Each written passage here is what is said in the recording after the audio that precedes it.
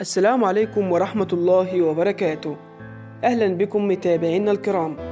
من فضلك لو أول مرة بتتابعنا لا تنسى أن تشترك بالقناة وتفعل زر الجرس ليصلك كل جديد.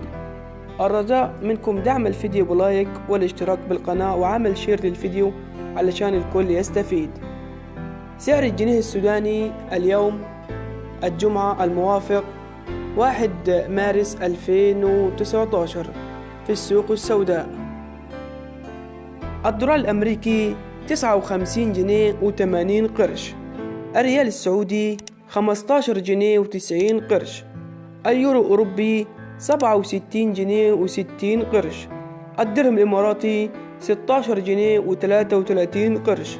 الريال القطري 16 جنيه و35 قرش. الجنيه الاسترليني 79 جنيه و70 قرش. الجنيه المصري 3 جنيه و38 قرش. الدينار الكويتي 214 جنيه و54 قرش. الريال العماني 144 جنيه و23 قرش.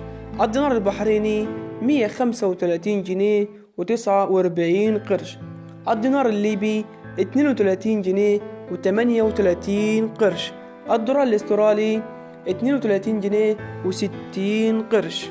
من فضلك لا تنسى أن تعمل شير للفيديو علشان الكل يستفيد، ولا تنسى أن تشترك في القناة الاحتياطية الخاصة بأسعار العملات. هتلاقي رابط القناة تحت في الوصف. ولو كنا بنقدم لك معلومة مفيدة لا تنسى الاشتراك في القناة وتفعيل زر الجرس ليصلك كل جديد. والسلام عليكم ورحمة الله وبركاته.